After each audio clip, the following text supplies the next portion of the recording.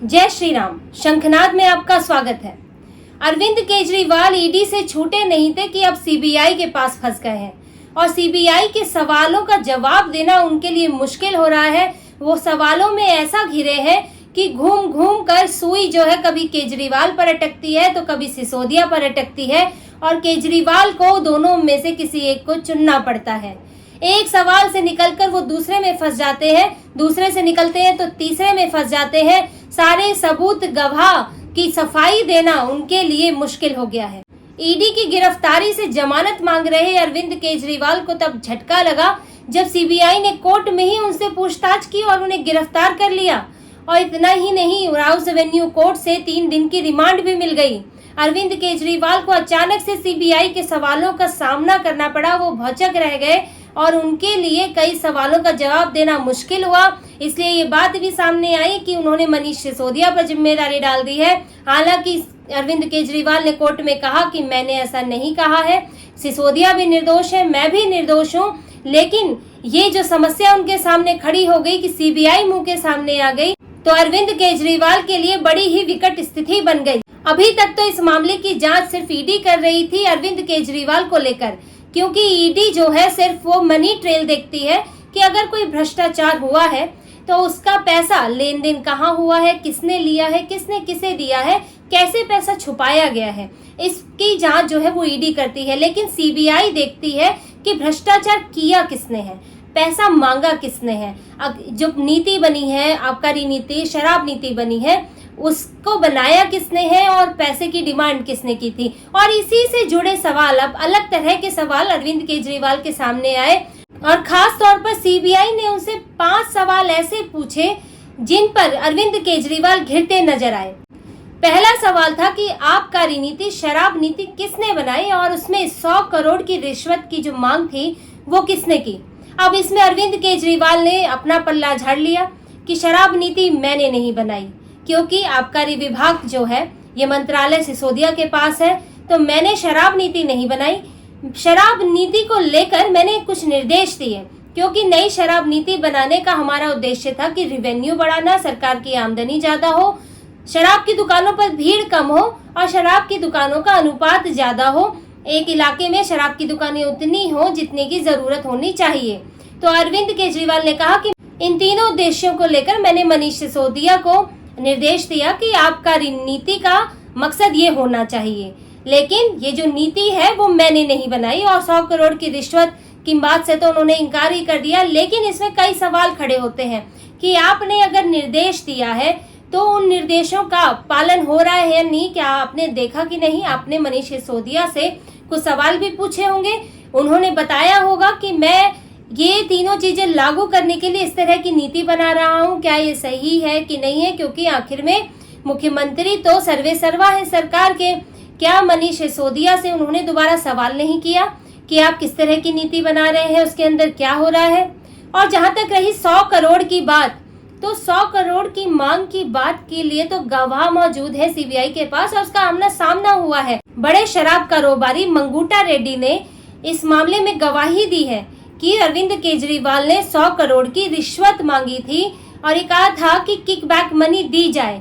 वो सरकारी गवाह बने हैं। मंगूटा रेड्डी बड़े शराब कारोबारी हैं आंध्र के और वो एक सांसद भी है। मंगूटा रेड्डी की 16 मार्च 2021 को अरविंद केजरीवाल से दिल्ली सचिवालय में मुलाकात हुई थी। मंगूटा रेड्डी ने अपने बयान में कहा है कि उन्हें पता चला था कि दिल्ली सरकार जो है वो प्राइवेटाइजेशन कर रही है शराब नीति का, शराब कारोबार का। तो ऐसे में उन्होंने भी उसमें इन्वेस्ट करना चाहा। वो अरविंद केजरीवाल से मिले। अरविंद केजरीवाल ने उनको कहा कि के कविता से, जो कि केसीआर की बेटी है, के कविता पर आरोप है कि वो आंध्र का शराब कार्टेल, वो तेलंगाना का शराब कार्टेल संभालती है, साउथ ग्रुप को संभालती है, ऐसा आरोप उन पर है। तो केजरीवाल ने बताया कि के कविता की उनसे बातचीत हुई है और उन्हें 100 करोड़ ऑफर किए गए हैं। अब मंगूटा रेड्डी की 20 मार्च को के कविता से मुलाकात हुई, उनके पास कॉल आया था। तो के कविता ने बताया कि हाँ, केजरीवाल से बातचीत हुई है और उन्होंने 100 करोड़ की किकबैक मनी मांगी है। अब मंगूटा रेड्डी का ये बयान है। ये वो सरकारी गवाह, उनके बेटे भी हैं, वो भी सरकारी गवाह बने हैं, राघव मंगूटा। अब इस पूरे मामले में केजरीवाल से मुलाकात की बात कही गई है, सिसोदिया का नाम कहीं नहीं आया है। इसके अलावा विजय नायर जैसे हैं जो कि मिडिल मैन का काम कर रहे थे शराब कारोबारियों के साथ अरविंद केजरीवाल को लेकर। उनका ही ये उन पर ही आरोप है कि साउथ ग्रुप के साथ मुलाकात और या नॉर्थ ग्रुप के शराब कारोबारियों से मुलाकात में विजय नायर की भूमिका है। अब ये पूरे मामले में जो नाम है सिर्फ केजरीवाल का नाम आ रहा है, तो ये कैसे पीछे हट सकते हैं कि शराब नीति बनाने में, किकबैक मनी मांगने में मेरी भूमिका नहीं थी। इसी से जुड़ा दूसरा सवाल ईडी ने पूछ लिया कि पॉलिसी का आइडिया किसने दिया था कि इस तरह की शराब नीति बनाकर जो आप मकसद पूरा करना चाहते हैं वो इस तरह की शराब नीति से पूरा हो जाएगा, ये आइडिया किसका था। इससे भी अरविंद केजरीवाल ने इनकार कर दिया कि मैंने ये आइडिया नहीं दिया था। अब विजय नायर का नाम इसमें दोबारा आता है, जो कि ओनली मच लाउडर नाम की जिनकी एक कंपनी हुआ करती थी इवेंट मैनेजमेंट वाली, और ये कंपनी शराब कंपनी से बकार्डी इस तरह की या इंडो स्पिरिट कंपनियों के लिए फेस्ट ऑर्गेनाइज करती थी। विजय नायर की मुलाकात आम आदमी पार्टी में हुई और ऐसा मीडिया रिपोर्ट्स में भी है कि विजय नायर जल्द ही अरविंद केजरीवाल के करीबी बन गए और आम आदमी पार्टी का पब्लिसिटी मीडिया डिपार्टमेंट देखने लगे। विजय नायर अरविंद केजरीवाल के करीबी बन गए थे। ऐसे में विजय नायर के जो बाहर संपर्क थे उसके जरिए ये सब बातचीत में जो कहा जा रहा है वो आइडिया जो है विजय नायर केजरीवाल के बीच में से कहीं उपजा है, ऐसा आरोप है सीबीआई का, ईडी का। और विजय नायर जो है वो केजरीवाल के करीबी ही बताए जा रहे हैं, सिसोदिया के करीबी नहीं बताए जा रहे हैं। और उनका जो पार्टी में कद बढ़ा, जो बाहर नहीं दिखता, वो कोई नेता नहीं थे लेकिन अंदरूनी तौर पर पार्टी में कद बढ़ा, उसकी वजह यही थी कि वो केजरीवाल के करीबी थे, उनको बगल में बंगला मिला, सुविधाएं मिली। वो सब कैसे मिला? यहाँ तक कि जब शराब कारोबारियों को अरविंद केजरीवाल ने ये कहा कि विजय नायर हमारा आदमी है, आप उससे बातचीत कर सकते हैं, इसकी चैट भी ईडी के पास उपलब्ध है। और यहाँ तक कि विजय नायर कैबिनेट की मीटिंग से भी शामिल होते थे, जबकि वो कोई ना अधिकारी है, ना कोई मंत्री है, ना विधायक है, फिर भी वो शामिल होते थे। तो इतना बड़ा कद, इतनी बड़ी पावर बिना मुख्यमंत्री के समर्थन के आना तो बड़ा मुश्किल लगता है। तीसरा सवाल सीबीआई ने पैसों के लेन देन को लेकर पूछा। सीबीआई ने पूछा, ईडी का आरोप है कि इस मामले में बड़े स्तर पर पैसों का लेन देन हुआ है, करोड़ों रुपए खर्च हुए हैं, चुनाव प्रचार में भी इस्तेमाल हुए हैं पैसे। तो उस पैसे को आगे बढ़ाने में, उस पैसे के इस्तेमाल में आपकी क्या भूमिका थी? अरविंद केजरीवाल तो पहले की तरह इसमें भी ना कर रहे थे कि उनका तो साफ ही कहना है कि ना कोई पैसा लिया गया, ना कोई पैसा इस्तेमाल हुआ। लेकिन ना ईडी ने और सीबीआई ने इस तरह के सवाल सबूत उनके सामने रखे, जिसमें चरणप्रीत सिंह जो कि गोवा में आम आदमी पार्टी का चुनाव प्रचार देख रहा था, वहां ये आरोप है कि 45 करोड़ रुपए का लेन देन वहां हुआ है, नकदी इस्तेमाल हुई है चुनाव प्रचार में। और उसके जो है नोट मिले हैं, नोटों की फोटोकॉपी मिली है, जिससे पता चलता है कि कुछ ब्लैक मनी का इस्तेमाल हुआ है। और अरविंद केजरीवाल वहां जिस होटल में ठहरे थे उसके पैसा, उसका जो भुगतान है वो भी इन्हीं पैसों के जरिए हुआ है, चरणप्रीत सिंह ने किया है, ऐसा आरोप लगाया है ईडी ने। और विनोद चौहान और चरणप्रीत सिंह, क्योंकि विनोद चौहान की भूमिका है इस नकदी को बढ़ाने में, इधर से उधर ट्रांसफर करने में। विनोद चौहान एक वकील है और चरणप्रीत सिंह और विनोद चौहान से बातचीत मिली है अरविंद केजरीवाल की, उनकी चैट ईडी के पास है। तो सीबीआई का सवाल यही था कि जब इतने सबूत हैं तो आपकी भूमिका उसमें कैसे नहीं है? सीबीआई ने चौथा सवाल पूछा कि अरविंद केजरीवाल के घर पर, मुख्यमंत्री आवास पर कैबिनेट की मीटिंग होती है शराब नीति को लेकर, उसमें मनीष सिसोदिया भी शामिल होते हैं, दूसरे अधिकारी भी शामिल होते हैं, चीफ सेक्रेटरी भी होते हैं। और उस मीटिंग की जानकारी क्या अरविंद केजरीवाल को नहीं थी? आखिर कैसे उनकी मर्जी के बिना मुख्यमंत्री आवास में, उनकी मर्जी के बिना स्वाति मालीवाल तो उनसे मिल नहीं पाई? विभा वहां पे इतना बड़ा कांड हो गया, मारपिटाई हो गई, लेकिन फिर भी स्वाति मालीवाल अरविंद केजरीवाल से मिल नहीं पाई। तो अरविंद केजरीवाल की मर्जी के बिना तो बैठक होना बड़ा मुश्किल है। तो उस बैठक में क्या क्या हुआ, क्या उसकी जानकारी अरविंद केजरीवाल को थी? वहां कौन लोग आए थे, कौन नहीं आए थे, क्या उन्हें बताया गया था? अब अरविंद केजरीवाल ने इसमें कुछ गोलमोल जवाब दिए, लेकिन सवाल ये है कि उस मीटिंग के कुछ मिनट्स ऑफ मीटिंग, हर जो बैठक होती है उसके मिनट्स ऑफ मीटिंग लिखे जाते हैं, वो मिनट्स ऑफ मीटिंग कुछ गायब है। और गायब किसने किए? सरकार में कौन है? कागज किसके हाथ में होते हैं? सवाल ये भी बनता है कि कोई बाहर से आके तो कागज चुरा नहीं लेगा, क्योंकि मंत्री भी आपका, मंत्रालय भी आपका, दफ्तर भी आपका। तो ऐसे वो मिनट्स ऑफ मीटिंग कहाँ चले गए? और क्या अरविंद केजरीवाल को ब्रीफ किया गया बाद में कि ये मीटिंग हुई, इसमें चीजें तय हुई? क्योंकि वो तो सर्वे सर्वा है, उनको जानकारी तो लेनी ही चाहिए और ली भी होगी। हो सकता है कि आज जो बैठक हुई उसमें क्या हुआ था। और इस बीच में कुछ अधिकारियों ने सवाल भी उठाए, जैसे कि एलजी के पास शिकायत पहुंची और तभी ये मामला खुलकर सामने आया। इस तरह से कुछ अधिकारी पहले भी सवाल उठा रहे थे। क्या अरविंद केजरीवाल के पास अधिकारियों की ऐसी कोई शिकायत पहुंची कि आबकारी नीति में कुछ मनमानी हो रही है, कुछ शराब कार्टेल के साथ मिलकर कोई घपला हो रहा है? क्या ऐसी शिकायत, क्या ऐसा कहीं कुछ उनके कान में पड़ा और क्या उन्होंने इस पर कोई एक्शन लिया? ये सवाल बड़े हैं और आज नहीं तो कल तो अरविंद केजरीवाल के सामने अभी तो और चीजें निकलेंगी और उन्हें इन पर साफ रुख अपनाना पड़ेगा।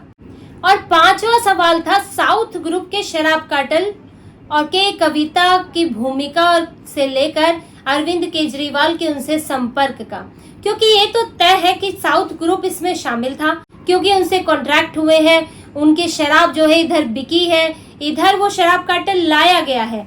तो ये तो साफ है कि भूमिका थी। और के कविता का भी नाम इसमें साफ तौर पर है। दिल्ली में मीटिंग हुई, उनसे शराब कार्टेल, जो साउथ ग्रुप का शराब कार्टेल है, उनसे मीटिंग हुई। मंगूटा रेड्डी का तो मैं बता ही चुकी हूँ, वो तो बयान दे चुके हैं कि के कविता से मिले थे। तो क्या के कविता से इस बारे में अरविंद केजरीवाल की डायरेक्ट बातचीत हुई है? क्या वो मिले हैं? आखिर के कविता किससे मिले? शराब कार्टेल से इधर जो संपर्क बना है, उस पूरे संपर्क में अभिषेक बोयनपल्ली का नाम आता है, जो कि कविता से जुड़े हुए हैं। विजय नायर और अभिषेक बोयनपल्ली जो है मिलकर कैश की लेन देन का आरोप है। तो ये सब मुलाकातें किससे हुई? क्या सिसोदिया से हुई कि आपसे हुई? अरविंद केजरीवाल ने तो संभव है दोनों के नाम से इनकार किया होगा, लेकिन देखिए कोई सीबीआई, ईडी, ये सब जांच एजेंसियां कोई बेवकूफ नहीं है। और ये साफ तौर पे दिखता भी है कि जब केसीआर यहाँ आते हैं, जब वो यहाँ दिल्ली का उन्होंने इस बीच दौरे किए और अरविंद केजरीवाल से मुलाकात हुई, चाहे वो दौरे किसी और नाम पर हो, दिल्ली की व्यवस्था देखनी है, क्लिनिक देखना है, स्कूल देखने, लेकिन केसीआर से मुलाकात हुई है। और जब वो सिसोदिया से तो मिल नहीं रहे थे केसीआर, जब केसीआर से अरविंद केजरीवाल मिल रहे हैं, के कविता से फिर किसका संपर्क होगा? के कविता भी तो अरविंद केजरीवाल से ही मिलेंगी।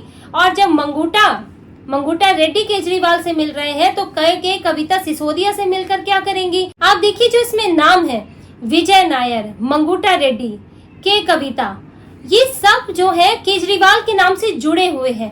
कहीं आपको ये मिलेगा नहीं, आप मीडिया रिपोर्ट्स पढ़िए, ईडी के आरोप पढ़िए, तो कहीं मिलेगा नहीं कि इनकी मुलाकातें मनीष सिसोदिया से हुई है।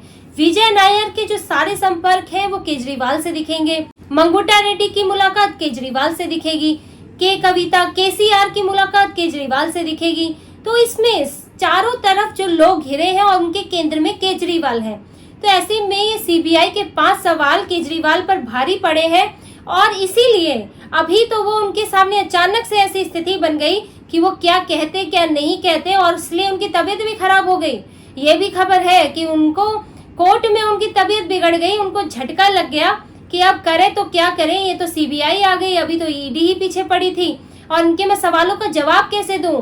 तो अब सोचने के लिए वक्त भी चाहिए व्यक्ति को, क्योंकि वो 3 दिन की रिमांड पे लेके जाएंगे। तो अभी तो छोटा समय था कोर्ट में, तो अब तो लंबा समय होगा, दिन भर होगा, क्या क्या पूछेंगे, कैसे कैसे पूछेंगे।